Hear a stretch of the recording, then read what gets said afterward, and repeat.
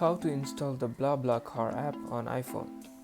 Looking to travel affordably and meet new people? Let's get started by installing the BlaBlaCar app on your iPhone. First of all, open the App Store from your home screen. Then in the search bar, type BlaBlaCar and tap Search, which is in the bottom right corner. When the option arrives, just click on it. Find the BlaBlaCar, Carpooling and Bus in the results. Tap Get and authenticate with Face ID, Touch ID or Apple ID password, like this. Once installed, tap Open to launch the app. You're all set. With BlaBlaCar on your iPhone, you're ready to explore affordable travel options. And that's about it.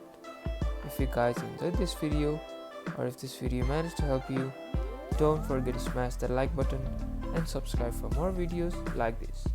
Thank you guys for watching and see you guys in the next tutorial.